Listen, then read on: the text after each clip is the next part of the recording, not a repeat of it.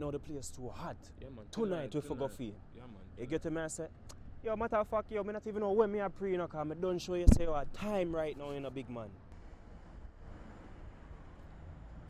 What's up, Worldwide Entertainment Television? I'm Nisa Hott, and I'm going to be interviewing Kama.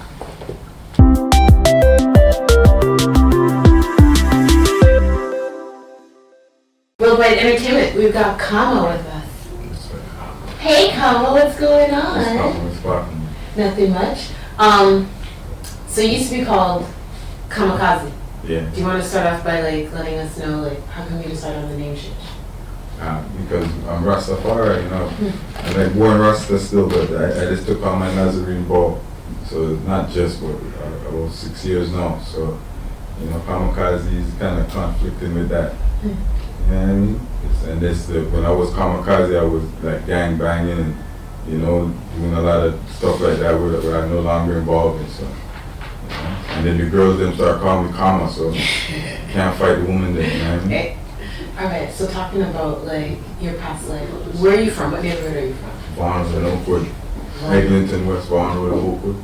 So for people that don't know about that neighborhood, is it an easy place to grow up? Is it part of the reason why you felt like you had to be part of the street life? What's happening at Vaughan? It's a nice place to grow up still. It's one of the nicest places in the city to grow up. But it's just like how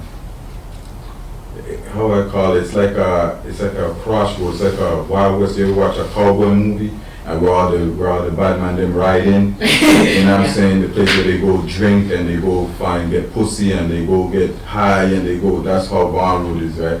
That's what's always been like. After hours, booze cans, you know, a lot of weed, drug selling. One time it was one of the crack capitals in the country. It's weed capital in the country, most weed per capita sell in those areas, most after hours. You know what I'm saying? Before there was even a downtown. This is what it's known for. So then, you know, growing up in that kind of environment, you're gonna be, you know, exposed to certain things. So I was exposed to a lot from a young age, growing up. You know, I got you know, a lot. Like you name it. You know, it's not easy out there. It's nice, but it ain't easy. You know? So how does that then affect the type of music you make and who you're writing your music for? Well, the type of music, I'm the founder of gangster rap music in Toronto. I put on most of the gangster rappers and the original ones at least, and some of the biggest ones. And you know, I'm from Vaughan and Oakwood, but when I started doing music, I was in Jane and Finch. You know, because I grew up in Jane and Finch too, and I went to school out there, and I you know, did a lot of stuff out there. So I work with artists like, rest in peace to, you know, Junior D. People might not know about him, but these guys are foundation, Don Corleone and the Smugglers, you know, Spang and Stick Up, and I put them niggas in the studio first, and you know, and Mayhem, even though now he went left, you know what I mean, Mayhem, but I put him in the studio first, and Heartless G, who's the biggest gangster rapper in Toronto history. And I'm saying he's the one who started the whole trend of what's going on now, and the whole music what's going on now, and the street music, and all these young niggas coming up, and they'll tell you that. You know what I mean? So Heartless G from Vaughan, he's like a Gucci man in Canada. He's in jail, locked up, now he got life, you know. So, but he'll be back on that appeal, and if he touches, people will see. Because people still begging for him, you know, right now. So right now, Toronto hip hop is actually becoming more popular because you have Man and Madrid on, you know, the world stage and stuff. Mm-hmm. But how accurate do you think, everybody else's sense of what's happening here, or what's going on in Toronto? How accurate do you think that is? Do you think the music that's out now is a good representation of what's actually happening in Toronto? Well, you know, people still don't know nothing about Toronto. You know what I'm saying? So, you know, the man that represent Toronto, they do a good job of putting Toronto on the map. Drake, and they put Toronto on the map, but I don't think he really is, you know, the essence of Toronto in music. He started a music wave what now represents Toronto. You know what I'm saying? But he's not Toronto man. Like how I know what I know about Toronto. You know, but I respect and love what he done for Toronto. I rate him.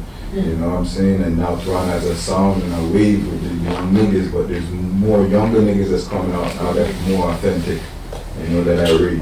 You know, the young wave now, I rate that more. That's coming out right now. So what other hats do you wear? Because you're telling me, so you're an MC. Yeah. You're a star maker. Yeah, diamond shine. Right? Yeah. That's official. And you're also a director?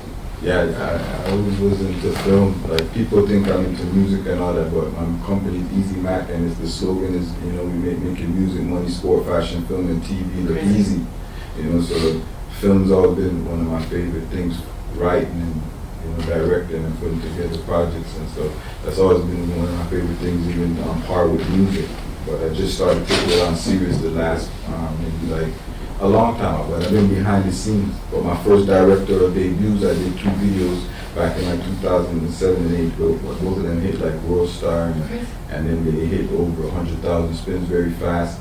My first ones, and then I did one for Trinidad James, and that went like 3 million. What are you talking about? Which Trinidad James video? I'll Never Steal Your Joy. It's called Never Steal Your Joy. You know, shot in Trinidad, and you know, I did that. I helped produce and direct that with my boy Marlon Paul and my other boys, Vision Media Group. You know?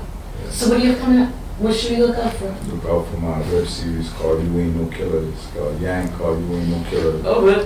Look out for that. And you know, that has Teddy Buckshot from Top Shottas, Louie Rankin, you know, Ox from Belly. Yeah. All right, get ready for the vacation, all right? All right. All right. Welcome to T-Dot, my boy. Squad. All right, man. Look more. All right. Jane and Finch, Western, Rexdale, Malton, Scarborough, Brampton, Jungle, Eglinton, Cause. T-Dot, I'm a blood clot place. Matic in a hand, me no have none for waste. Black with the schemas. We no see we give a space, so beer thugs are rolling at the blood clot place. T-Dot, I'm a blood clot place. Matic in a hand, me no have none for waste. Black with the schemas. My man Bam Smurf was in G-Unit with 50 Cent, and my man SD and Gino Marley from 300 and Chief Keef and all of them, and a whole bunch of other artists. That's nuts. You know, shot in Toronto, it's shot in Jamaica and Trinidad. No. I gotta get that. That's crazy. Yeah, that's a lot. Yes, you can get the trailer on YouTube, you know, just put in Yank, You Aint No Killa, Yank, Y-N-K, and it'll pop up, and check out that support, you know, I need that support on it. You know, it's been a hard work, I've been through a lot making it. Man's done lost their life, rest in peace to crime, rest in peace to Bandy, my niggas in Jamaica and Trinidad niggas, you know, was in the flick, and they lost their life, not of the flick, but after we shot it. In this movie, in this web series, the guys in it are real, they're all real produced. The only actor in it is Teddy Buckshot, Louie Rankin. He's real too. You know, he's from Rockford, Jamaica, a rough place, and everybody knows who he is. He's real too, but he's more of the only one who had an acting career and who's a certified actor. Everybody else in it is of the streets, gangster niggas or rapper niggas that's of the streets, you know? And it's something that is trying to show the youth a better way, how to better themselves in life, what not to get involved in, and how easily you can get caught up being in the streets and what we've been through. You know, I made it out of this by the hair of my, you know, the skin of my neck. I made it out of this. I'm an anomaly in this.